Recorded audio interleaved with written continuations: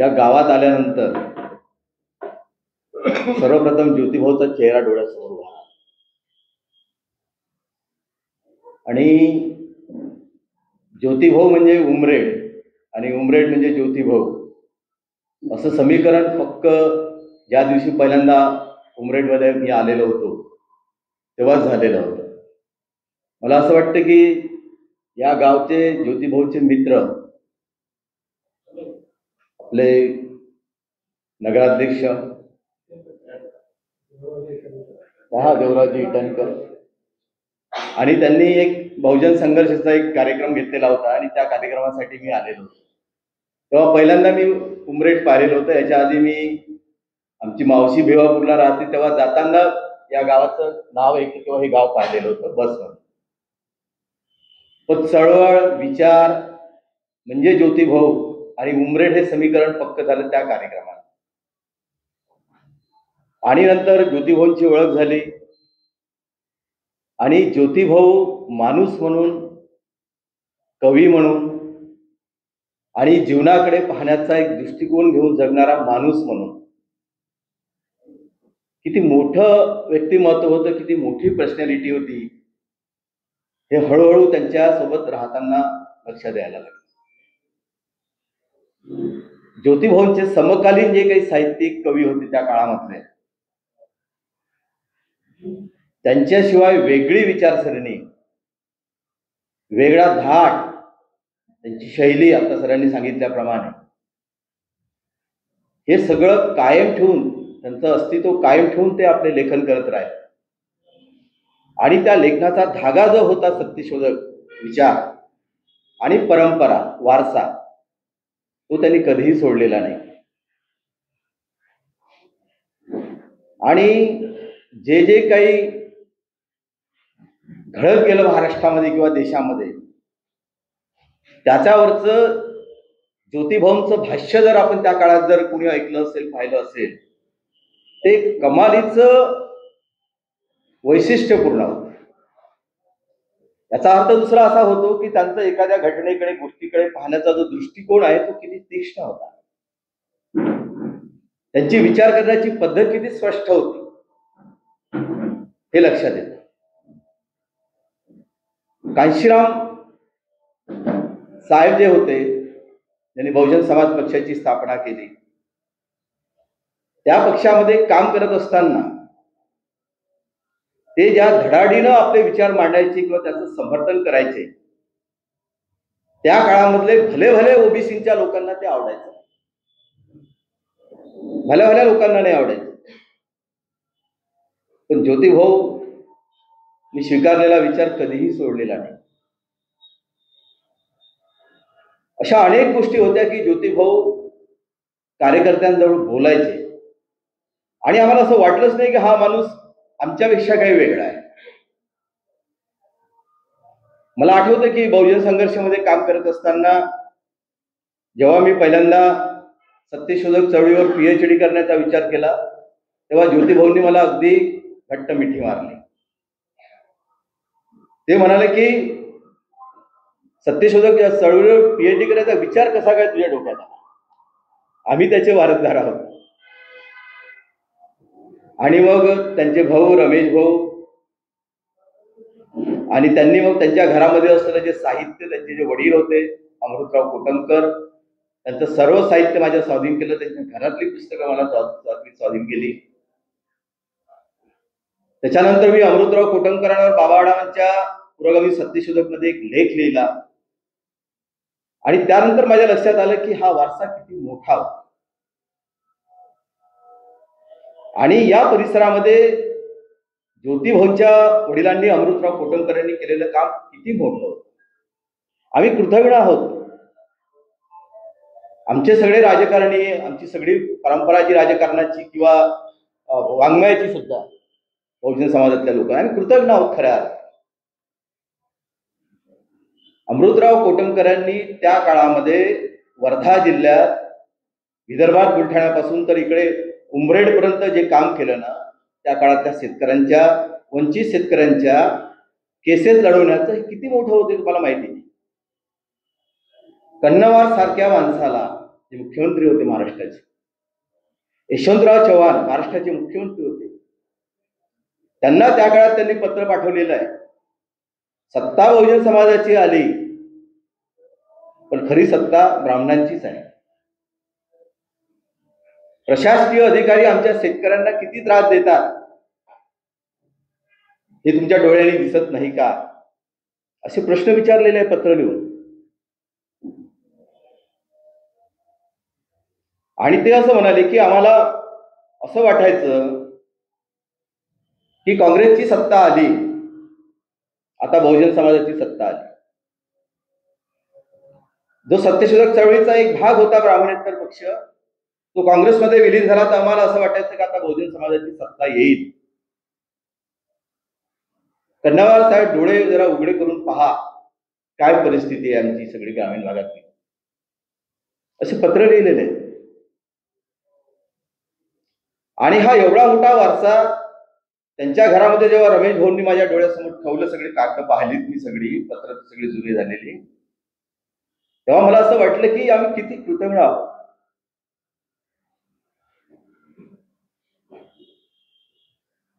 आणि हा जो वारसा आहे, हा वारसा कोटमकर कुटुंबाचा जो वारसा होता, तो बाजीराव कोटमकर, रामराव कोटमकर आणि अमृतराव कोटमकर, हे जे तिघ भाऊ होते, हे तिघही भाऊ सत्यशोधक.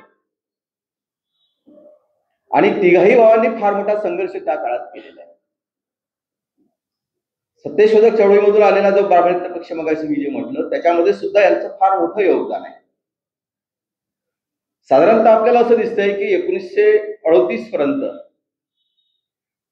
विदर्भामध्ये काँग्रेसचं काही एक अस्तित्व नव्हतं. ब्राह्मणेतर पक्षाचे लोक निवडून यायचे आणि जमनालाल बजाज सारख्या लोकांनी पुढल्या काळामध्ये पंढरीनाथ पाटील, भाऊसाहेब पंजाबराव देशमुख, ॲडव्होकेट प्रधान अशा काही लोकांना हाताशी धरून त्यांना काँग्रेसमध्ये आले. आणि तिकडे 1927 साली जवळपास काँग्रेसमध्ये गेलेला ब्राह्मणेतर पक्ष विदर्भामध्ये 1938 साली काँग्रेसमध्ये विलीन झाला. आणि त्याच काळामध्ये ॲडव्होकेट प्रधान आणि भाऊसाहेब पंजाबराव देशमुखांनी असा एक ठराव मांडला की ब्राह्मणेतर पक्ष हा काँग्रेसमध्ये विलीन होत आहे, सत्यशोधक समाज नाही. पण अनेक आमचे विचारवंत असे सांगतात की सत्यशोधक चळवळ काँग्रेसमध्ये विलीन झाली. हे खोटं आहे, हे तुम्ही पहिल्यांदा लक्षात घेतलं घ्या. ब्राह्मणेतर पक्ष काँग्रेसमध्ये विलीन झाला आणि ब्राह्मणेतर पक्ष काँग्रेसमध्ये विलीन झाल्यानंतर पुढल्या काळामध्ये शेतकरी कामगार पक्षाची स्थापना झाली. केशवराव जेधेंना असं वाटलं की आता इथे काँग्रेसमध्ये बहुजन समाजाला स्थान नाही, तेव्हा मग शेतकरी कामगार पक्ष स्थापन झाला. आणि तिथे दाभाडी प्रबंधापासून नाशिक जिल्ह्यातल्या दाभाडीमध्ये इथे जी बैठक झाली शेतकरी कामगार पक्षाची, आणि जो दाभाडी प्रबंध स्वीकारला गेला, महाराष्ट्राचा त्याला एक भाग जोडला गेला, तेव्हापासून एक डावी विचारसरणी सत्यशोधक विचारांची असं समजलं गेलं. महाराष्ट्रातले एक थोर विचारवंत वैद्य नावाचे, त्यांनी एक महात्मा फुले आणि परंपरा असा एक ग्रंथ लिहिलेला आहे. त्या ग्रंथामध्ये ते असं म्हणतात की ब्राह्मणेतर पक्षाचं जे स्वरूप होतं, ते स्वरूप हे मराठा धार्जिणे होते. ते तुम्ही लक्षात घ्या, संघर्ष कसे असतात. आणि मराठा धार्जिणे स्वरूप असल्यामुळे हा जो ब्राह्मणेतर पक्ष होता तो काँग्रेसमध्ये विलीन झाला. नवी गाडगिळांसारख्या लोकांच्या मागे काका गाडगीळ त्यांना म्हटलं जातं, त्यांनी बरोबर त्यांना हे केलं, गोची केली ब्राह्मणेतर पक्षाची. त्याच्या आधी जर तुम्ही थोडं लक्षात घेतलं की 1922 साली केशवराव जेधेंनी, आपली दिनकरराव जवळकरांनी ते साप्ताहिकामधून महात्मा गांधी असा एक लेख लिहिला महात्मा गांधींवर. आणि तेव्हापासून असं समजलं जातं की सत्यशोधक जे आहेत हे काँग्रेसमध्ये विलीन होण्याच्या मानसिकतेत आहे, समजल्या जातं साधारण. पण केशवराव जेधे काँग्रेसमध्ये गेले, दिनकरराव जवळकर कधी काँग्रेसमध्ये गेलेले नाही. त्याच काळात तुमच्या आणखी एक लक्षात येईल की मराठा आणि मराठेतर असा संघर्ष 1922 साली सुरू झाला. आज जो संघर्ष दिसतोय तुम्हाला आरक्षणाच्या निमित्तानं ओबीसी आणि मराठा, हा संघर्ष 1922 सालीच सुरू झाला. वारा कोठारी, त्यानंतर आबा लठ्ठे आणि आणखी एक मुंबईचे सत्यशोधक जे भंडारी समाजाचे होते, त्यांनी त्या काळामध्ये असं म्हटलं की ब्राह्मणेतर पक्षात मराठा समाजाचं वर्चस्व आहे, ते आम्हाला मान्य नाही. आता या 2-3 गोष्टीच्या घटना जर आपण गोष्टी जर लक्षात घेतल्या तर काय लक्षात येतात? ज्योतिभाऊच्या संदर्भात बोलत असताना ज्योतिभाऊंनी जी विचारसरणी पुढल्या संपूर्ण काळामध्ये जर स्वीकारली तर ज्योतिभाऊंचे मित्र कोण होते हे तुम्ही लक्षात घ्या.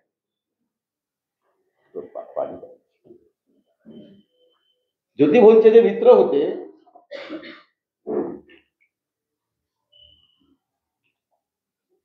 सर्वात जास्त दलित समाजातले मित्र होते. कारण ज्योतिभाऊंची विचारसरणी पाहता ज्योतिभाऊ ज्या पद्धतीनं डॉक्टर बाबासाहेब आंबेडकरांबद्दल, तथागत बुद्धांबद्दल बोलायचे, त्या काळामध्ये ओबीसींना पटणं शक्यच नव्हतं.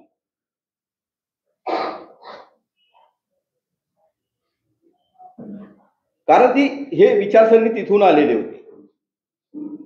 पण ज्योतिभाऊंनी त्याची कधी पर्वा नाही केली.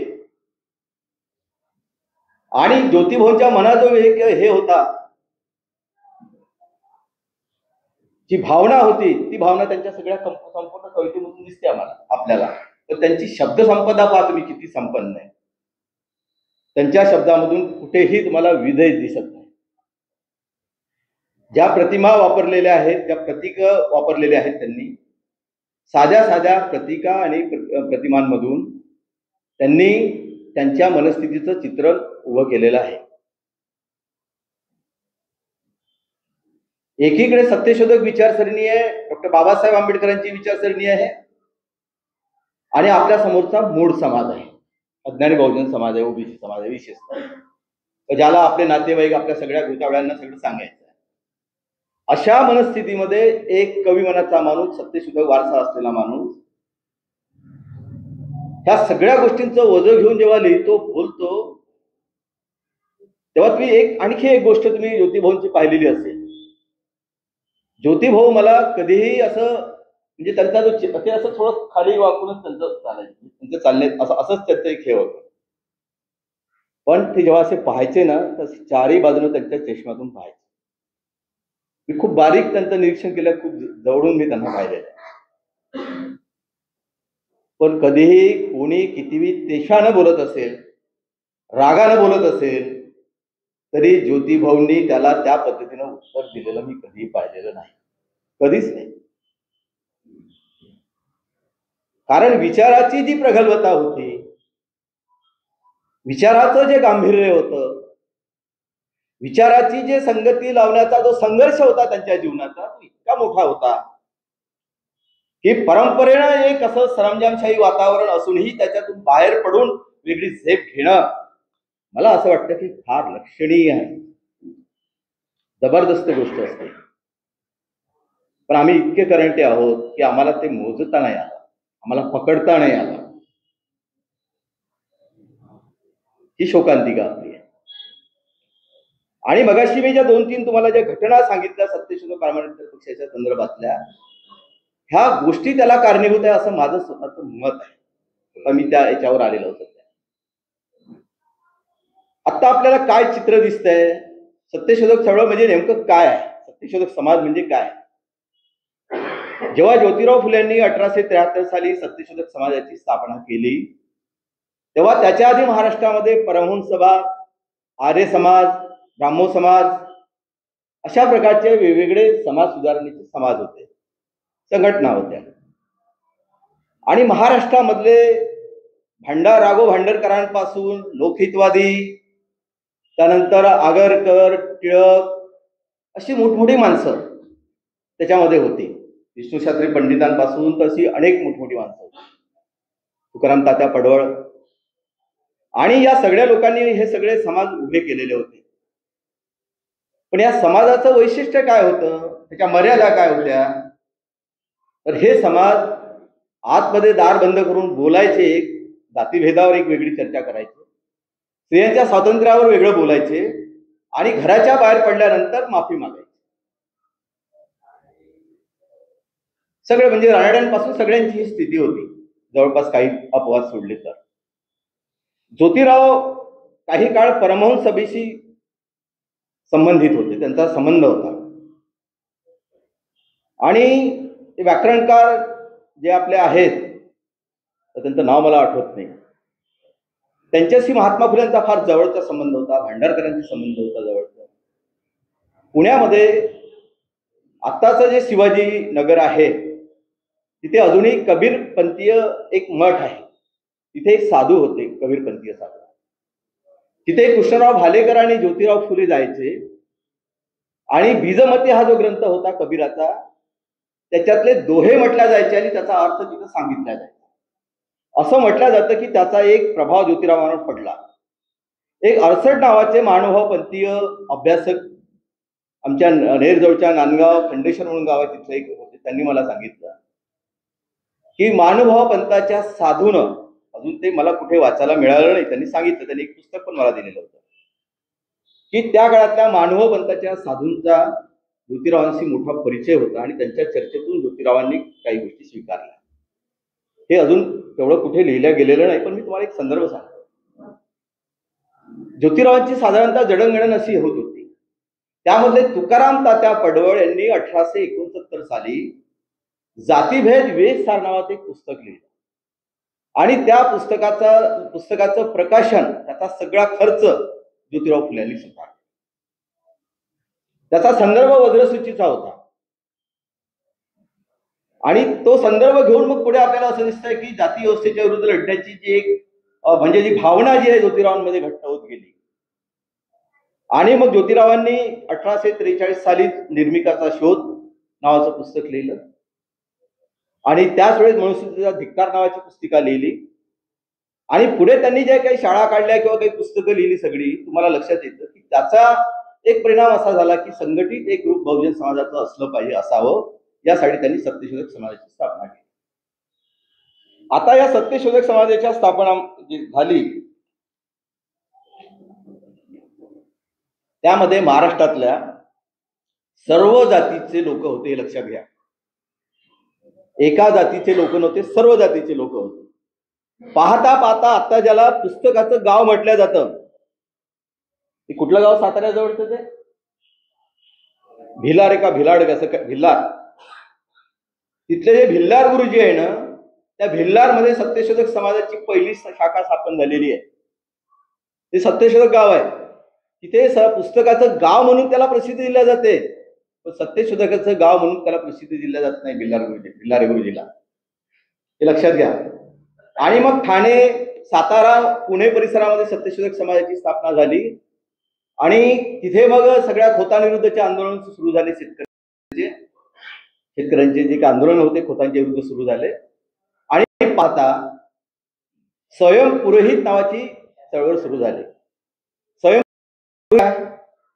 आजही आम्ही सगळे आमचे ओबीसी विशेषतः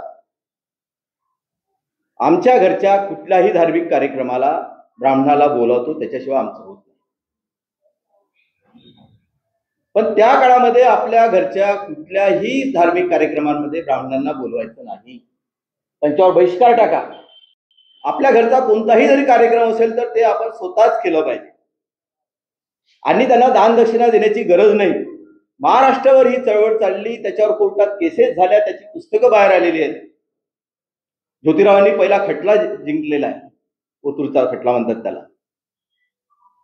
आणि पाहता पाहता ही चळवळ महाराष्ट्रावर पसरली. असं म्हणतात की ज्योतिराव गेल्यानंतर ही चळवळ बंद झाली. कृष्णराव भालेकर, शेतकऱ्यांचे नेते, नारायण मेघाजी लोखंडे, पहिले कामगार पुढारी भारतातले, हे लक्षात घ्या.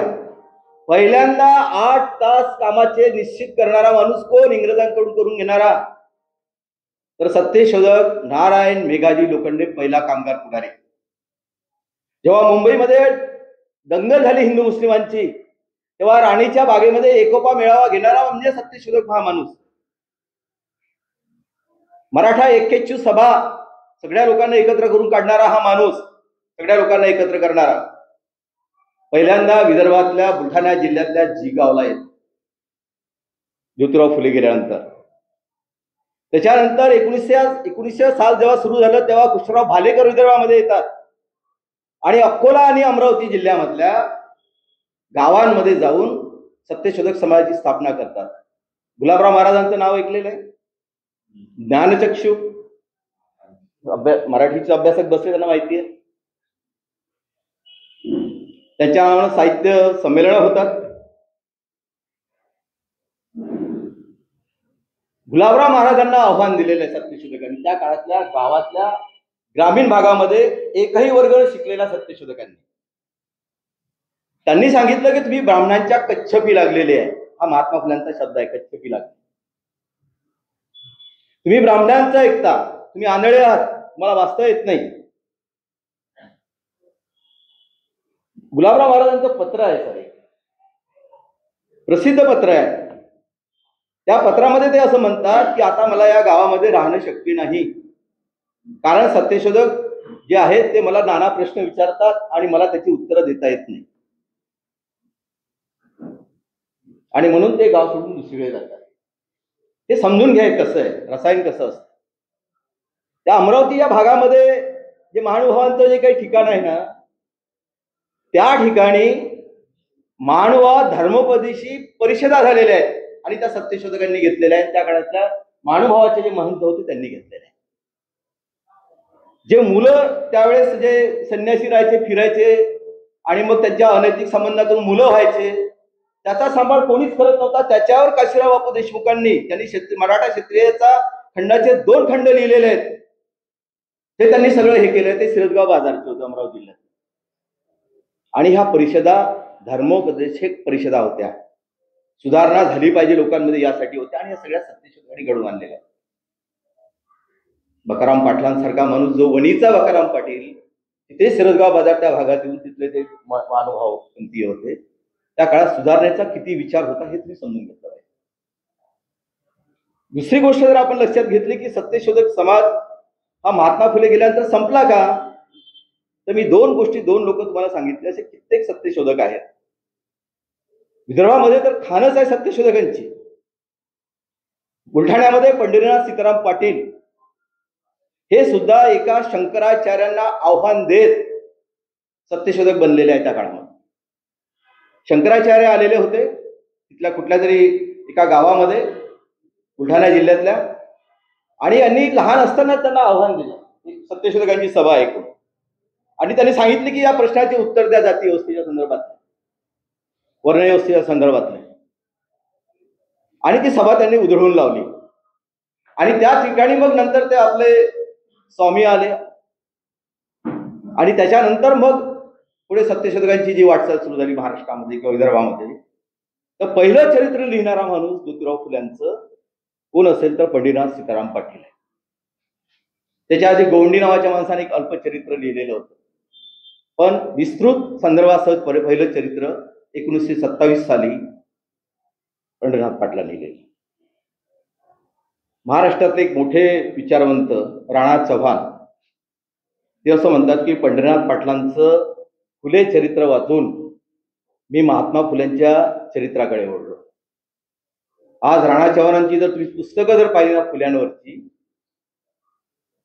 तर आज 4000पेक्षा जास्त पानं राणा चव्हाणांनी महात्मा फुले, त्यांचे सहकारी, सत्यशोधक चळवळ, आजची सत्यशोधक चळवळ यावर लिहिलेलं आहे. इतका मोठा संदर्भ आहे.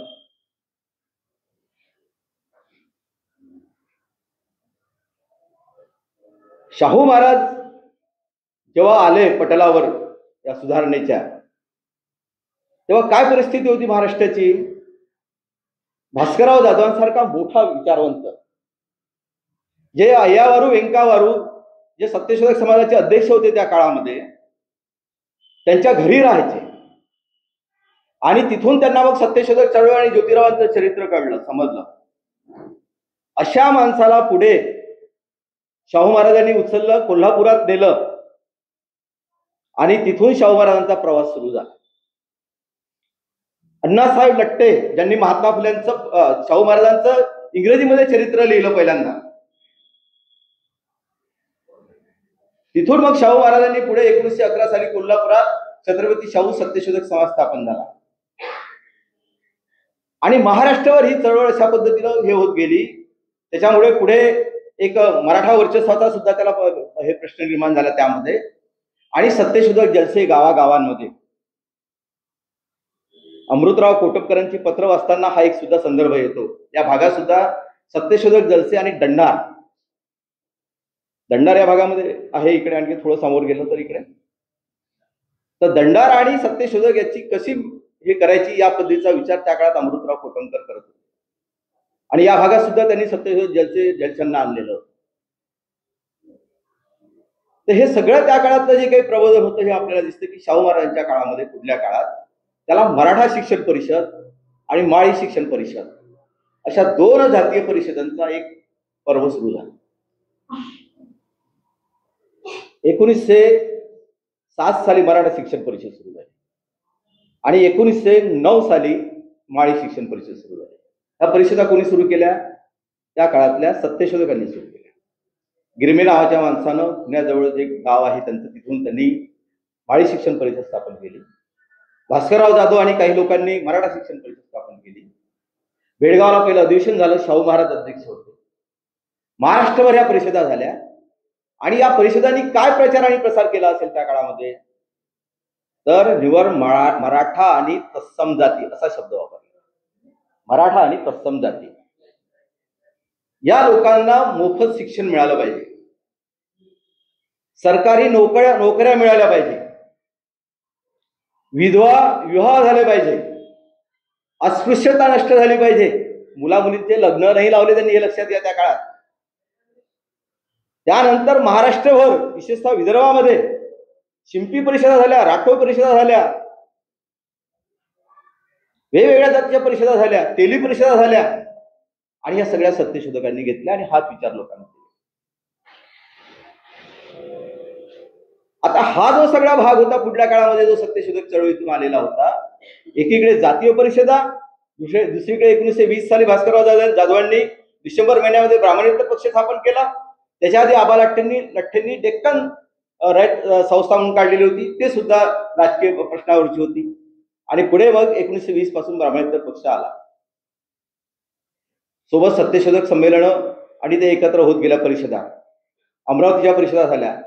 अमरावतीच्या 1925 सालच्या परिषदांचं काय वैशिष्ट्य आहे?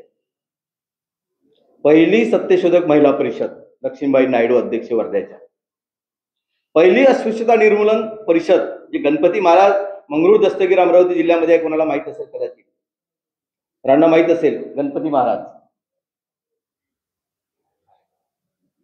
कोणालाही आंतरजातीय विवाह केल्याशिवाय आपल्या पाया पडू देत नव्हते. अस्पृश्यांच्या घरी जेवण केल्याशिवाय त्याला आपला शिष्य म्हणत नव्हते. नावापूरचे आडनाव त्यांनी काढून टाकले आणि आझाद, आधी प्रसिद्ध आहे ते, एखादा व्हिडिओ पाहत मला दिसेल युट्यूबवर, आझाद त्यांनी नाव दिलं होतं आपल्या संघटनेला. ते त्याचे स्वागताध्यक्ष होते. आनंदराव लडके आता नाही आहेत आपल्याकडे. नलिनीताई लडके यांचे मिस्टर त्या काळातले सत्यशोधक, त्यांनी सांगितलं की सायन्सच्या एसटी बसस्टँड जे आहे अमरावतीचं, त्याच्या समोरचं सायन्सचं जिथे हे आहे मैदान आहे, सायन्स कोर मैदान म्हणायचं त्याला, त्या मैदानामध्ये त्या काळात लाखो लोक आले आणि ते एक भाषण तसं मध्ये मध्ये उभं राहून लोकांना ऐकवायचं. 5 दिवस परिषद चालल्या. 5 परिषदा होत्या. एकीकडे तुम्हाला काय दिसतं की अस्पृश्यता निर्मूलन परिषद, सत्यशोधक परिषद, ब्राह्मणेतर परिषद एकत्र होत आहेत. अमरावती जिल्ह्यामध्ये माळी आणि कुणबी परिषदा एकत्र, अस्पृश्य आणि सत्यशोधक परिषदा एकत्र. हे चित्र तुम्ही लक्षात घ्या. पण तरीही वैद्यसारखे किंवा अनेक लोक त्याच्यामध्ये मराठा वर्चस्वाचा मुद्दा आणून कशा पद्धतीने त्या काळामध्ये हे होत होतं तुम्ही जर लक्षात घेतलं तर लक्षात येईल. एक कवडे नावाचे एक ग्रस्त आहे नाशिकचे. जसं आपले जे हे आहेत त्यांनी पहिलं शिवचरित्र लिहिलं, आपले कोणतं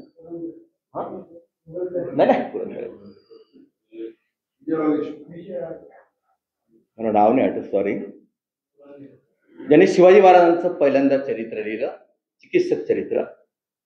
त्यांनी तुकाराम महाराजांचं पहिलंच एक चिकित्सक चरित्र लिहिलं.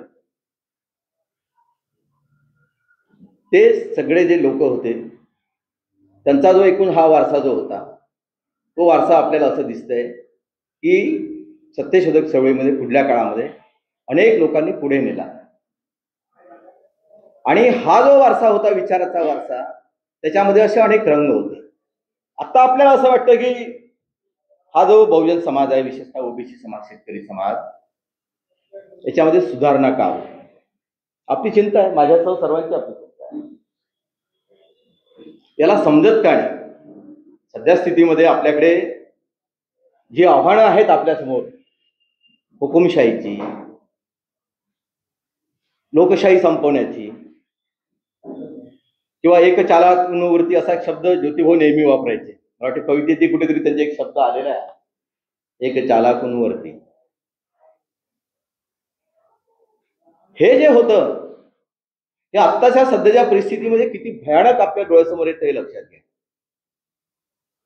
अशा या परिस्थितीमध्ये तेव्हा गावागावांमध्ये लोकांनी ब्राह्मणांवर बहिष्कार टाकलेला होता. लोक ब्राह्मणांचं ऐकायचे नाहीत. रात्रभर सत्यशोधक जलसे गावात यायचे, जलसे चालायचे आणि ते जलसे लोकांना सांगायचे की तुम्ही स्त्रियांचं केशवपण करू नका. वर्धा जिल्ह्यामध्ये एक मुसलमान गृहस्थ होते, पीएचडीच्या माझ्या वेळेस मी त्यांची मुलाखत घेतली, ते सांगत होते, मुसलमान गृहस्थ, अण्णा मी तुमची लाडकी नका करू मला बोडकी, प्रसिद्ध म्हणजे अनेक गोष्टी अशा गावागावामध्ये प्रसिद्ध त्या काळात ते म्हातारे लोक सांगायचे. जे लोकांच्या डोक्यात हे इतकं बसलेलं होतं. गाडगे महाराजांनी आपल्याला धर्म सांगितलं, धर्माची सूत्र सांगितली, 10 सूत्र दिले की धर्म कशाला म्हणायचं. 1922 साली यवतमाळ जिल्ह्यातल्या दिग्रस तालुक्यामध्ये, दिग्रस जवळ कानडी गाव आहे, कानडी, तिथे गोटे नावाचे एक गृहस्थ होते. यांनी सत्य सुबोध नावाचे एक नाटक लिहिलं, लक्षात घ्या. आणि या सत्य सुबोध नाटकामध्ये जे गाडगे महाराजांनी तुम्हाला पुढल्या काळात सांगितले की धर्म कशाला म्हणायचं, ही 10 त्यांनी सांगितलं की धर्म कशाला म्हणायचं. त्या नाटकामध्ये जे सरळ सरळ जसं सांगितलं तसं आहे. काशीराव बापू देशमुखांनी 1922 साली हे पुस्तक प्रसिद्ध केलं अमरावतीवरून. त्या पुस्तकामध्ये सरळ त्यांनी सांगितलेलं आहे की गावामध्ये सेठजी, भटजी आणि लाटजी, आजच्या ज्याला आम्ही सरंजान शाह म्हणतो, आजचं जे दिसतं ना आपल्याला जरांगेच्या रूपाने जे एक अहंकार दिसतो जातीचा, या जातीला त्यांनी काय म्हटलेलं आहे त्या काळामध्ये, त्या काळातल्या सत्यशोधकांना हे समजत होतं. सेठजी, भटजी आणि लाटजी, हे लाटजी आहेत. शेठजी भटजीची संगत करतात आणि म्हणून तिकडे आंबोडा, पुसदच्या पलीकडे, उमरेडच्या पलीकडे तिथून असलेले सत्यशोधक बैलगाडीनं येऊन यवतमाळमध्ये केसेस लढलेल्या या गोष्टींवर की गावातल्या सेठजी, भटजी आणि लाटजीनं सामान्य शेतकऱ्यांना कसं लुटलं, हे आजच्या साहित्याचा विषय होऊ शकत नाही का? आजही आपण पाहतो की दररोज किती, म्हणजे 107 का काय आता काहीतरी तो आकडा आला, शेतकऱ्यांची आत्महत्या होते, बरोबर. साहेबराव पाटलांचं ते आलं स्मृती दिन की आपण त्यांची आठवण करत राहतो, एक दिवस उपवास करतो आणि शांत बसतो. त्यांनी आत्महत्या केलं तिथे. भाषणांमधून आमच्यासारखे हुशार लोक, स्वतःला शहाणे समजणारे लोक शेतकऱ्यांच्या असुरबद्दल बोलतात. पण आज जी काही शेतकऱ्यांची परिस्थिती आहे, आता मी वर्ध्याला घरून निघालो आणि एक म्हातारे तिकडनं जात होते, तर मी रिक्षात बसायच्या आधी त्यांना हात दाखवला, त्यांनी मला बसवलं, त्यांना विचारलं, मागे लिहिलेलं होतं आर्मी म्हणून, मला असं वाटलं का आर्मीमधून रिटायर झालेला माणूस असेल. त्यांना विचारलं, ते म्हणाले नाही बाबू मी शेतकरी आहे. त्यांना मग मी राजकारण आणि हे बस स्टँड पर्यंत जेवढं मला बोलता आलं तेवढं बोललो. ते असं म्हणाले की काही बीजेपी नाही, काही काँग्रेस नाही, फक्त दारू आणि पैसा आहे.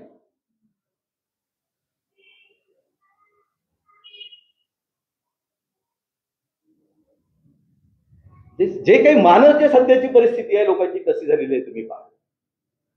बद्ध झालेले आहेत लोक, सगळ्यांचे डोके असे बद्ध झालेले आहेत, सगळीकडे भ्रम पसरलेला आहे सगळा, विचाराचा म्हणा, आचाराचा म्हणा, वर्तनाचा, सगळ्या गोष्टींचा. कुठल्याही गोष्टीचा मेळ कुठल्याही गोष्टीशी नाही. याचा संबंध सर्व कर्मविपाकाच्या सिद्धांताशी जोडला जातो. नशिबात असेल तसं होईल. काही झालं तरी काहीच होऊ शकत नाही, ही जी निराशा आलेली आहे, ही जी उदासीनता आलेली आहे, याचं करायचं काय? याचा अर्थ स्वर्गाच्या त्या ह्याच्याशी जोडायचं, चमत्काराशी जोडायचं, जे झुरमरे साहेब सातत्याने आपल्याला सांगतायत अंधश्रद्धा चमत्कार, त्याच्याशी जोडायचं. तर कुणीतरी येईल आणि आपली वाट लागेल, की जी काही आपल्या समोर आव्हान आहे त्याच्याशी लढायचं, संघर्ष करायचा. अमृतराव खोटमकरांनी, ज्योतिभाऊंनी तो संघर्ष केला.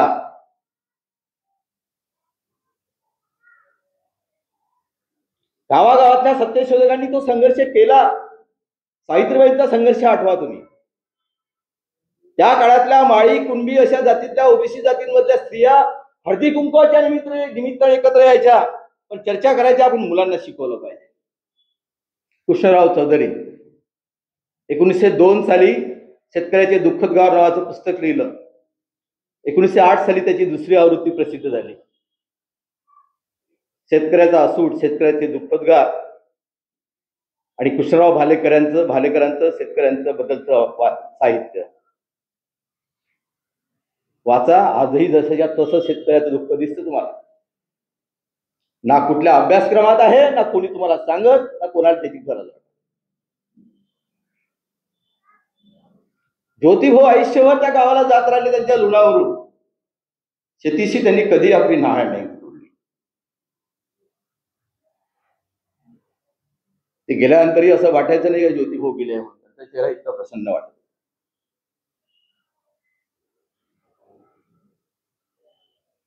हा जो भाग आहे हा कसा समजून घ्यायचा? का निवळ पोपटपंची करायची, पांडित्य पूर्ण भाषण करायची? त्यासाठी तुम्ही आम्हाला बोलवता इथे अभ्यासक, विचारवंत, अमुक तमुक म्हणून? मला स्वतःला मान्य नाही. म्हणून मी सुरुवातीला बोलताना माझ्या मनात एक प्रश्न असा होता की तुम्हाला तेव्हा नाही म्हटलं, ओघानं आता त्याचं हे आलं म्हणून सांगतो, की कुठल्याही विषयावर बोलताना त्या विषयाला एक सूत्र असते, त्याची एक लाईन असते. पण माझ्यासारख्याला ह्या गोष्टी बाजूला ठेवून बोलावं लागतं. जेव्हा परिसरात ते पेपर वाचन अमुक अमुक असते तेव्हा आम्ही त्या गोष्टी करतो.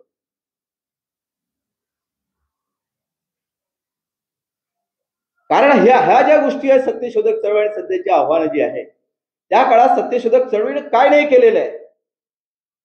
सत्यशोधक साहित्य नावाचा एक मोठा प्रकार आहे. श्रीराम गुंदेकर नावाचे एक गृहस्थ मरण पावले आमचे मित्र, ज्येष्ठ मित्र, त्यांनी सत्यशोधक समाजाच्या इतिहासाच्या, साहित्याच्या इतिहासाचे 3 खंड प्रसिद्ध केलेले आहेत. 1000 पानापेक्षा जास्त पानं आहेत, 3000 पानं आहेत. आता आम्ही महाराष्ट्रातल्या सर्व सत्यशोधक साहित्य जे आहे त्याचे 2 खंड काढतोय, त्याचे 3500 पानं होतील, इतकं त्या साहित्य आम्ही हे केलेलं आहे. गावामधल्या एक अक्षरही न शिकलेल्या माळी, कुणबी, नावी, सुतार या लोकांनी त्या काळामध्ये कसा जात आहे जातीचा, शेतकऱ्यांना कसं लुटल्या जातं, स्त्रियांचं शोषण कसं होतं, आम्हाला शिक्षण नाही, दान जर करायचं असेल तर तुम्ही शिक्षण संस्था काढा. भाऊसाहेबांनी शिक्षण संस्था काढल्या, स्त्रीशिवाय शिक्षण संस्था. तिकडे थोरातांनी शिक्षण संस्था काढल्या, तिकडे खानदेशामध्ये. रयत शिक्षण संस्थेचा जन्म कुठून झालेला आहे? सातारा जिल्ह्यामध्ये काले नावाचं गाव आहे, काले. तिथे सत्यशोधक समाजाचं अधिवेशन झालं आणि त्या अधिवेशनामध्ये असं ठरलं की सत्यशोधक समाजाची शिक्षण संस्था असावी आणि त्याच्यातून रयत शिक्षण संस्था स्थापन झाली आणि कर्मवीर भाऊराव पाटलांची ती जबाबदारी सोपवली. आज सगळ्या शिक्षण संस्था, त्या काळातले सगळे हॉस्टेल्स, शाहू महाराजांनी जे हॉस्टेल्स निर्माण केले होते ती परंपरा पहा, त्याच्यातून आजचा महाराष्ट्र उभा झालेला आहे. शरद पवार गर्वाने सांगतात, अभिमानाने सांगतात की माझी आई सत्यशोधक होती, शेतकरी कामगार पक्षाची पहिली आमदार. आणि आपल्याला असं एक चित्र दिसतंय की संपूर्ण महाराष्ट्रामध्ये असं एक चित्र उभं झालेलं होतं. खेड्यापाड्यामध्ये ब्राह्मणांच्या विरुद्ध, ब्राह्मणी व्यवस्थेच्या विरुद्ध, जाती व्यवस्थेच्या विरुद्ध मोठा संघर्ष उभा झालेला होता. आणि त्याच्यातून आजचा महाराष्ट्र पुरोगामी महाराष्ट्र असं म्हटलं जातं. फुले शाहू आंबेडकर हे जे नाव आहे त्याच्यातून आलेलं आहे. सहकार, शिक्षण, शेतीचा विकास हे आलं कुठून? हे ज्योतिरावांच्या साहित्यातून आलेलं आहे, सत्यशोधकी साहित्यातून आलेलं आहे. म्हणून आम्ही म्हणतो की सत्यशोधक साहित्याचा प्रवाह हा मुख्य प्रवाह आहे, तो एका जातीचा प्रभाव नाही. रामोशी पासून भंडारीपर्यंत, तेल्या कुंड्या माळ्यापर्यंत, मराठ्यापर्यंत सगळ्या लोकांनी सत्यशोधक साहित्य संपन्न केलेलं आहे, समृद्ध केलेलं आहे, लिहिलेलं आहे. तुम्ही जर अमरावती जिल्ह्यामधल्या म्हणजे एक आपले सत्यशोधक होते, त्यांचं तुम्ही जर सत्यशोधक समाजाचे अभंग नावाचे जर तुम्ही ते वाचलं ना, त्याची भाषा जर पाहिली, त्याचा आशय जर पाहिला, तर आपल्याला आश्चर्य वाटेल. मुकुंदराव पाटलांनी त्याला प्रस्तावना लिहिलेली आहे. कुलट, शामराव सीताराम कुलट. तर आपल्याला असं लक्षात येतं की तुकाराम महाराजांच्या अभंगाची परंपरा सत्यशोधकांनी लोकांपर्यंत पोहोचली. मगाशी मी उल्लेख केला, अमृत गीता नावाचं जे पुस्तक आहे तुकारामांवर, तुकारामाच्या अभंगाचं, मगाशी सर म्हणाले की आम्हाला माहिती नाही, जे अजूनही अभ्यासकांना ते मी पण नाही वाचतो, पण ते म्हणाले की आम्ही पण नाही वाचतो. ते आशिष जे बसलेले आहे त्यांच्या काकूच ना, इंदिराबाई कोटमकर, आजी इंदिराबाई कोटमकर, बुलढाण्याच्या रामराव कोटमकरांच्या पत्नी, ह्या आमदार होत्या. त्यांनी ते पुस्तक मला वर्ध्याला दिलेलं होतं. आणि मगाशी मी जे कवडेंनी लिहिलं, जे म्हटलं ना तुकाराम महाराजांचा खून की काय, हे पुस्तक, त्यानंतर खानदेशामधले एक कुंभार नावाचे कुंभार गुरुजी, त्यांच्याबद्दल असं म्हटलं जातं, लिहिलेलं आहे, आणि हे एका गांधीवादी विचारवंतानं लिहिलेलं आहे, मुबा शहा नावाच्या माणसाने कुंभार गुरुजींचं चरित्र लिहिलेलं आहे. त्यामध्ये त्यांनी असं म्हटलंय, कुंभार गुरुजी जेव्हा खानदेशात आणि महाराष्ट्रावर फिरायचे सत्यशोधक जलसा करत, तेव्हा ते आपल्या बैलगाडीमध्ये पुस्तकं घेऊन फिरायचे आणि संदर्भ द्यायचे लोकांना. मध्ये कुणी जर आले, कुणी ब्राह्मणांनी जर त्याला आटगाठी केली, तर संदर्भ सांगायचे की पहा तुमच्या ग्रंथात काय लिहिलेलं आहे. जवळपास 150च्या वर त्या काळामध्ये सत्यशोधक कलापथक होते, आणि गावागावामध्ये जाऊन लोकांचं प्रबोधन करायचे, लोकांना सांगायचे की सत्यशोधक चळवळ काय आहे, काय विचार आहे. आणि ही परंपरा इकडे महाराष्ट्रभर ज्या पद्धतीने विदर्भात आली, आणि विदर्भाचं जे प्रबोधन झालं त्याच्यातून झालेलं. आज आपल्याला असं वाटतं की पश्चिम महाराष्ट्र खूप सुधारलेला आहे. पुण्या मुंबई, आता आशिष पुण्यात राहतात, आपण सगळ्या लोक पुण्याशी परिचय आपला जातीत राहतो. पुण्याच्या ग्रामीण भागामध्ये जा, तुम्ही पुण्यात जा, साताऱ्यात जा, कोल्हापुरात जा, मुंबईत जा, बरेच कर्मठ लोक दिसतील तुम्हाला विदर्भापेक्षा. म्हणजे माझं आकलन आहे, मराठवाडा त्याच्यापेक्षा मागासलेला दिसतो, पण विदर्भामध्ये सर्वात जास्त पुरोगामी चळवळी, पुरोगामी लोक, पुरोगामी विचार आहे. तिकडे विचारवंताची वाह दिसते तुम्हाला, सगळी केल्या जाते, मोठमोठे विचारवंत. पण मी असं एक विधान ऐकलेलं आहे की विदर्भामध्ये भाल भोळे आणि दुसरे आपले ते आपले कम्युनिस्ट आपले सर, त्यांच्याशिवाय विचारवंत नाही असं समजल्या जातं. मी भ्रमात राहू नका प्राध्यापक, विचारवंत मंडळी. आजही समजल्या जातं. आता जे सरांनी आपल्या प्रस्तावनेमध्ये म्हटलं की जे साहित्य आहे वंचितांचं, बहुजनांचं, त्याला न्याय मिळत नाही, त्यांच्या साहित्याला त्यांच्याकडे त्या पद्धतीनं पाहिल्या जात नाही, त्याची नीट समीक्षा होत नाही, ते जातीय बंधनात अडकवल्या जाते. हे तुम्ही लक्षात घ्या. आहा साळुंके सारख्या माणसाची दखल घ्यावी लागते. जेव्हा चर्चा होते तेव्हा त्यांना जातीत अडकवल्या जाते. शरद पाटलासारख्या माणसाची दखल घ्यावीच लागते, पर्याय नाहीये. तरी त्यांना जेव्हा चर्चा होती तेव्हा त्यांना जातीतच अडकवल्या जाते. गजवळ माळी, एवढं मोठं काम आहे त्या माणसाचं, पण जातीतच अडकवल्या जाते. आणि म्हणून हे जे आपण तुकोबाराय साहित्य परिषद, सत्यशोधक परिषद, विद्रोही, आदिवासी, स्त्री, ग्रामीण, हे जे प्रभाव आले त्याच्यातून आलेले की आम्हाला न्याय मिळाला पाहिजे, आमचं वेगळं अस्तित्व आहे. पण आपल्यातलेच लोक, आपण त्याला जातीवादी म्हणतो, आपल्यातलेच लोक ते संमेलन घेण्यासाठी पुढाकार घेतात. त्यांना बरं वाटतं तिथे गेल्यानंतर, कारण त्यांना असं वाटतं की ब्राह्मणांना शिव्या देतात. मला याचा अर्थ कधीच समजलेला नाही. लेवे नावाचे एक गृहस्थ होते, सत्यशोधक जलसाकार. त्यांनी जलसाचं पुस्तक लिहिलं.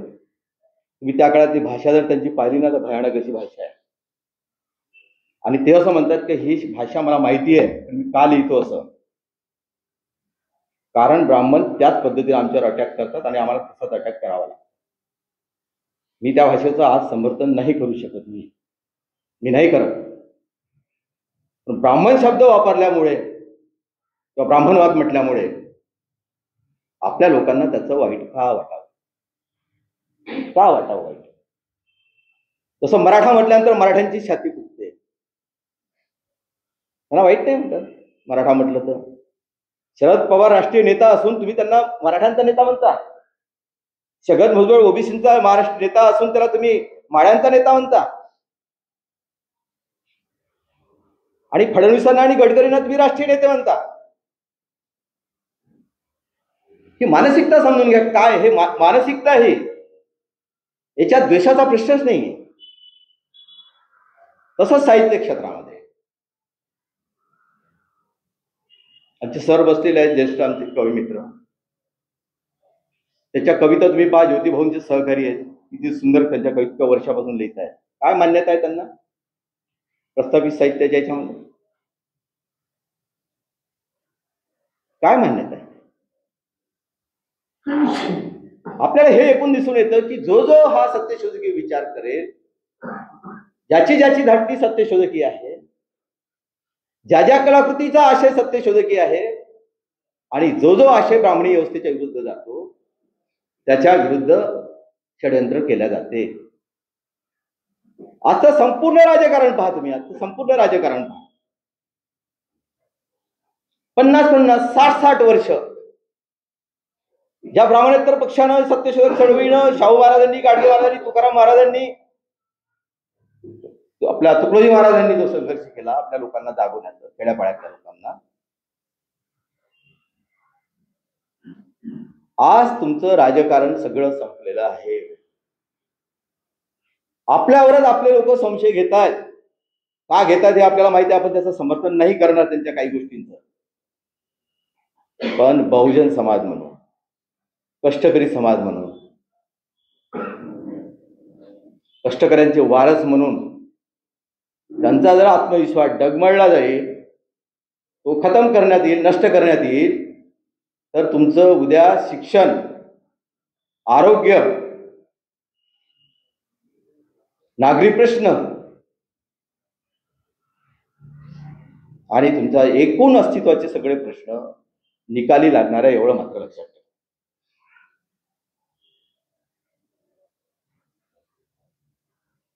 म्हणून हा जो काही वारसा आहे ज्योतिभाऊंचा, सत्यशोधक समाजाचा, हा वारसा आपण कसा ठेवायचा?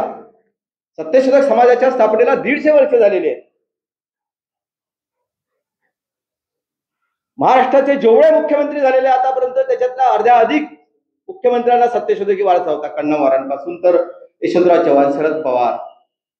यशवंतरावांचे मोठे भाऊ सत्यशोधक होते. त्यांनी कृष्णाकाठचं त्यांचं जे आत्मचरित्र आहे त्याच्यामध्ये लिहून ठेवलेलं आहे की माझा वारसा सत्यशोधकांचा आहे. जेव्हा जेव्हा यशवंतराव चव्हाण फिरायचे तेव्हा ते प्रत्येक सत्यशोधकांना गावागावात जाऊन भेटायचे. तुम्ही जर यांच्या मुकुंदराव पाटलांच्या आठवणी जर तुम्ही पाहिल्या, त्यामध्ये तुम्हाला असं दिसतंय की ज्या ज्या गावात तुकडोजी महाराज जायचे पहिल्यांदा सत्यशोधकांच्या घरी जायचे. ते विचारायचे या गावात सत्यशोधक कोण आहे.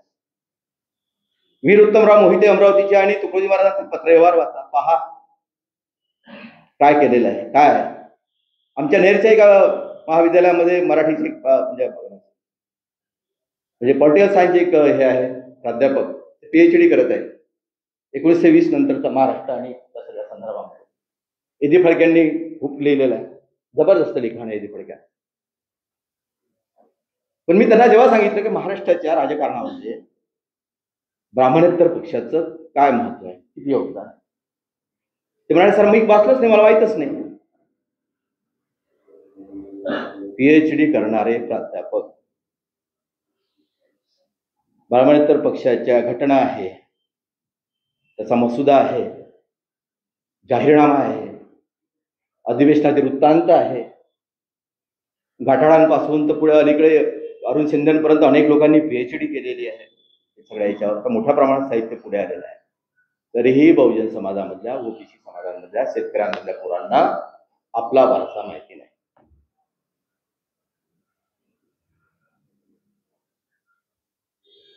आणि आणखी एक तुम्हाला उदाहरण सांगतो की हे ब्राह्मणी माणूस कसा आहे. अशोक एरंडे नावाचे आमचे एक ज्येष्ठ मित्र आहेत, नेवाशाला प्राचार्य रिटायर झाले. मुकुंदराव पाटील ज्येष्ठ सत्यशोधक, त्यांच्यावर पहिल्यांदा त्यांनी पीएचडी केली. ते असं म्हणाले की मी पीएचडी करेपर्यंत पुणे विद्यापीठामध्ये सर सत्यशोधक शब्द माहीत नव्हता, चालत नव्हता. ब्राह्मणांना शिव्या देणारा सत्यशोधक समाज असं होता. वारा कोठारी जे सत्यशोधक होते त्यांनी आपल्या आठवणीमध्ये लिहिलेलं आहे, प्रभातकार वारा कोठारी. प्रभात नावाचं वर्तमानपत्र पुण्यातून आताही निघतं, ते त्यांनी चालू केलेलं. ते असं म्हणतात की आम्ही स्वतःला आधी ब्राह्मणेतर म्हणत नसू, आम्ही विद्येत मागासलेले लोक असं स्वतःला म्हणत असू, आमच्या चळवळीला म्हणत असू विद्येत मागासलेले लोक. जे अकोल्यामध्ये 1918 साली जी सत्यशोधक परिषद झालेली होती 18वी, त्याचे अध्यक्ष. ब्राह्मण आम्हाला ब्राह्मणेतर म्हणायला. पहा कसं रसायन असतं.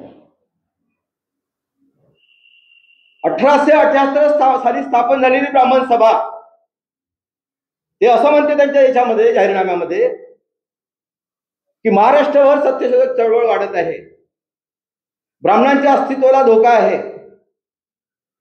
आणि म्हणून आता आपण यापुढे ब्राह्मणांची एकी केली पाहिजे, सगळ्या लोकांनी एकत्र आलं पाहिजे आणि यांच्या विरुद्ध उभं राहिलं पाहिजे. 1878 ब्राह्मण सभा, 1873 सत्यशोधक समाज, आणि पुढली सगळी वाटचाल पहा तुम्ही महाराष्ट्राची सगळी जडगडण सत्यशोधक आणि ब्राह्मणेतर या सगळ्या विचारातून आलेली आहे. सत्यशोधक ब्राह्मणेतर पक्षातले लोक वारंवार म्हणतात की आम्ही ब्राह्मण विरोधी नाही, आम्ही ब्राह्मणांचा द्वेष करत नाही.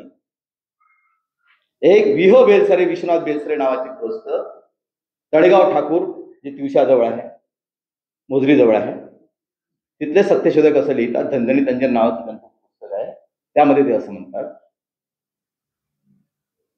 आम्ही काय म्हणतो, आम्ही खेड्यातले शेतकरी लोक काय म्हणतो, काय बोलतो हे ऐका आमचं.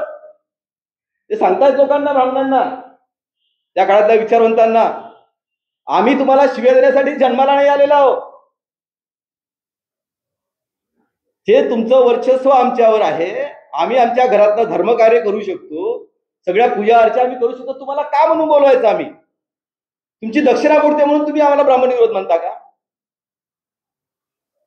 शेतकऱ्याने अमुक करावं, तमुक करावं, बारसं झालं असं करावं, ब्राह्मणांचे कसं म्हणजे महात्मा फुल्यांनी लिहून ठेवलं जन्मापासून मरणापर्यंत, का करावं आम्ही असं? तुम्हाला दक्षिणा का द्यावी? आणि हे सगळं कार्य संस्कृत भाषेतच केलं पाहिजे असं थोडे. आम्ही आमच्या भाषेत बोलू, आम्ही आमच्या भाषेत करू, जसे मंत्र म्हणता येईल तसे म्हणू. आणि मग पुढे मुद्राम तुकाराम वानखडे एक ग्रंथ लिहितात स्वयंपुरोहित नावाचा. त्या काळामध्ये 48,000 प्रती विकल्या जातात, 24 आवृत्त्या निघतात. मी विचार करा काय प्रबोधन असेल गावागावांमध्ये. आता फक्त एक शब्द वापरून आपण असं नाही म्हणू शकत की एवढं मोठं प्रबोधन झालं, मग आता कुठे गेलं असं म्हणून त्याला आपण त्याची विल्हेवाट नाही लावू शकत. सत्यशोधक समाजाच्या स्थापनेला 150 वर्ष झालेले आहे. महाराष्ट्राच्या मंत्रिमंडळामध्ये, राजकारणामध्ये पिन्नीचे सत्यशोधक वारसा असणारे लोक आहेत, वारसदार आहेत. आत्ताच्याही याच्यामध्ये छगन भुजबळांपासून सगळेच, कोणत्याही जातीचा असो, अजित पवारांपासून सगळे. एकानं तरी असं म्हटलं का हो, सत्यशोधक समाजाच्या स्थापनेला 150 वर्ष झालेले आहे, भिडेवाड्याचं स्मारक झालेलं नाही, आपण ते करूया. शाळेच्या अभ्यासक्रमामध्ये सत्यशोधक समाजाचा अभ्यासक्रम सामील करूया.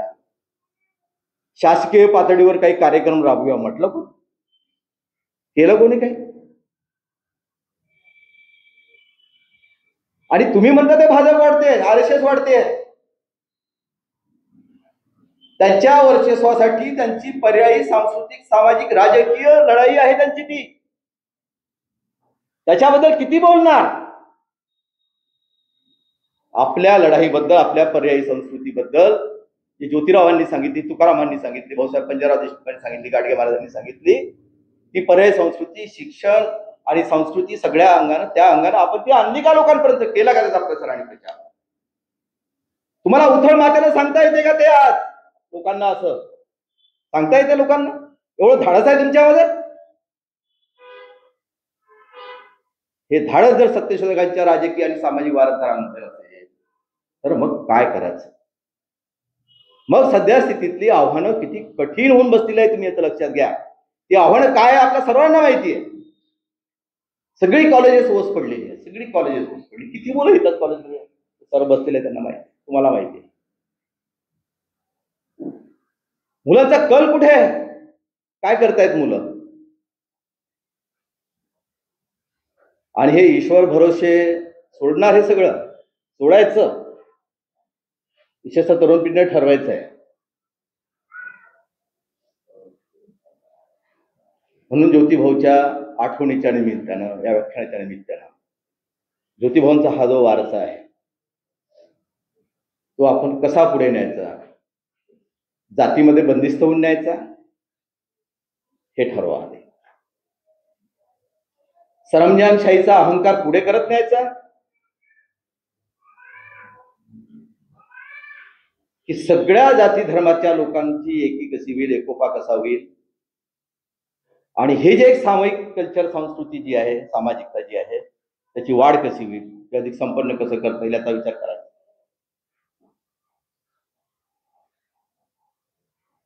एक प्रभाकर गायकवाड म्हणून आमचे एक मित्र आहेत, तरुण मित्र, शिक्षणावर बरंच काम करतायत. आता मराठा आणि ओबीसी वादांवर ते पुस्तक काढतायत. महाराष्ट्राचे सगळे विचार होतं चिंतित आहे. दोन गोष्टी आहेत, हा जळजळीत विषय आहे म्हणून मी त्याच्यावर बोलतोय. काय प्रश्न आहे आरक्षणाचा सध्या? मराठा आरक्षण किंवा ओबीसीचा काय प्रश्न आहे? एक तर आरक्षणाचा कायदा झाला पाहिजे परत, बरोबर? 50% अट संपली पाहिजे, आरक्षण वाढवून दिलं पाहिजे बिहार सरकार. दुसरी गोष्ट, जातीनिहाय जनगणना झाली पाहिजे. जे महात्मा फुले यांनी 1883 साली शेतकऱ्याच्या औषधमध्ये सांगितलं की सर्व जातीचे त्यांच्या लोकसंख्येच्या प्रमाणात भरा प्रशासनामध्ये, नोकऱ्या द्या. ह्या दोन गोष्टी झाल्या तर संघर्ष महाराष्ट्रात मराठा विरुद्ध ओबीसी कसा राहू शकतो सांगा. जरांगे बोलतायत या विषयावर, भुजबळ बोलतायत, जातीनिहाय जनगणना करा असं म्हणतायत. नाही असं नाहीये, आरक्षण वाढून द्या असं म्हणतायत. पण ते ज्या पक्षात सध्या आहे त्या पक्षाच्या लोकांना, केंद्रातल्या लोकांनी, केंद्राने कायदा करायचा आहे, करावं असं म्हणतायत, आग्रह धरतायत. आणि उद्या मराठ्यांसह सगळ्या जातींना एकत्र करून असं जर आवाहन केलं का आपण सगळे लोक या दोन मुद्द्यांवर लढू आणि हे सगळं करून घेऊ, त्यासाठी आपण डेडलाईन का काय तुम्ही ते देऊ, किती मोठा संघर्ष उभा होऊ शकतो महाराष्ट्राच्या अवस्थेत. सगळी कोणी फुटू शकते. तुमची जी सामाजिक आणि राजकीय जी काही मानसिक कोंडी झालेली आहे ना सध्या, जे आत्मविश्वास दोहे झालेला आहे, कमी झालेला आहे, मोठ्या प्रमाणात उंचावू शकतो. पण याच्यावर बोलायला तयार नाही. वर्ध्यात सभा झाली, सगळ्या नेत्यांचे मोठमोठे पोस्टर, एकही महापुरुषाचे पोस्टर. ते प्रभाकर गायकवाड मला असं म्हणाले की सर, भयानक परिस्थिती आमच्या मराठवाड्यामध्ये. वर्षानुवर्षे शेजारी असणारे लोक, तेली, माळी, कुंडी, मराठा एकमेकावर प्रचंड संशय घ्यायला लागलेले आहे, बहिष्कार टाकायला लागलेले आहे. काय होईल महाराष्ट्रात? मांग महार ब्राह्मणासी, धरावे पोटासी बंधू परी, हे ज्योतिरावांनी त्या काळात सांगितलं आपल्याला. मांग महार ब्राह्मणासी, धरावे पोटासी बंधू परी. आम्ही सगळे बंधू आहोत, भावंड आहोत, आमच्यात मतभेद असण्याचं कारणच नाहीये. मासा पाणी खेळे गुरु कोण असे त्याचा. त्या काळात छत्रपती शिवाजी महाराजांची प्रतिमा उभं करण्याचं काम महाराष्ट्राच्या याच्यासाठी, महाराष्ट्र उभा करण्यासाठी मासा पाणी खेळे गुरु कोण असे. ह्या ज्या गोष्टी जर आपण लक्षात घेतल्या तर आपल्या लक्षात येईल की आपण विसरलो का? नाही विसरलो. बोलतोच ना आपण. अनेक ठिकाणी आपले लोक बोलतात, लिहितात. कुठं विसरलो आपण? आता एका पेपरमध्ये एक 3-1 महिने माझी एक लेख मला चालली. त्याचे संपादक मला म्हणाले की सर, मी खूप सुंदर म्हणजे लिहिता, नवीन माहिती असते सगळी आणि खूप महत्त्वाची माहिती आहे, पण आम्ही तुमचे यानंतर लेख छापू शकत नाही.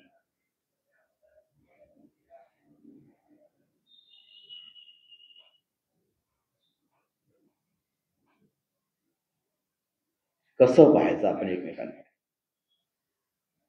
आपणच आपल्या लोकांबद्दल अविश्वास दाखवायचा, त्यांच्या आत्मविश्वासाला हे करायचं,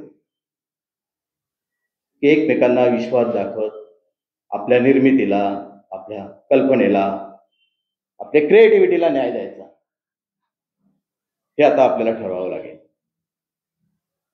सत्यशोधक संस्कृती म्हणून जे काही एक विचार जे आहे ती डेव्हलप करायची, की जातीच्या नावावर काही गोष्टी आपण निर्माण करायच्या आणि त्याचा अहंकार बाळगायचा. प्रत्येक जातीच्या लोकांनी हा विचार केला पाहिजे. कारण जातीचा अहंकार हा कधीच तुम्हाला न्याय देऊ शकत नाही, कोणतीही जात असेल. तो जसा ब्राह्मणाला न्याय देऊ शकला नाही, आज ब्राह्मण इतक्या स्वस्थ झालेले आहेत की त्यांना त्यांच्या अस्तित्वाची काळजी पडलेली आहे आणि त्यासाठी पूर्ण देश त्यांनी वेठीत धरलाय. हे तुम्ही लक्षात घ्या.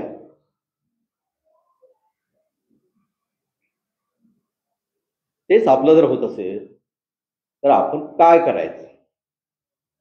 ज्योतिभाऊंच्या विचारांना, त्यांच्या आठवणींना, त्यांच्या एकूण वारशाला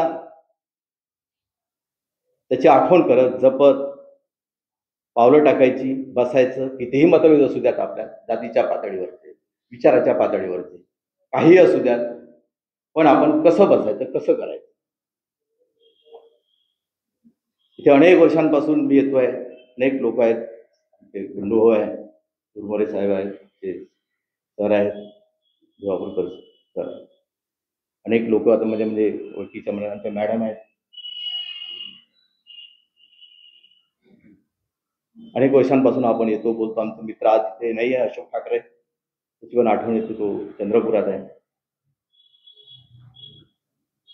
संजीव कोंडेकर आणि त्यांचे मित्र राऊत, प्रशांत राऊत यांनी चांगलं आयोजन केलेलं, विषय चांगला ठेवलेला आहे. सत्यशोधक समाजाच्या 150 वर्षाच्या या निमित्तानं अशा पद्धतीने एखादा आणखी तुम्ही कार्यक्रम घ्या, त्यानिमित्त आणखी उजाळा मिळेल ज्योतिबांच्या स्मृतींना आणि या भागामध्ये झालेला सत्यशोधक चळवळीला वारसा मिळेल. या भागामध्ये लिहिणारे जे लोक आहेत त्यांचा आपण शोध घेतला पाहिजे. आणि या सगळ्या प्रयत्नामध्ये मला जसं शक्य होईल तसं मी तुमच्यासोबत असेल एवढी तुम्हाला ग्वाही देतो. माझं म्हणणं, माझे विचार तुम्ही ऐकून घेतले त्याबद्दल आपला आभार. धन्यवाद.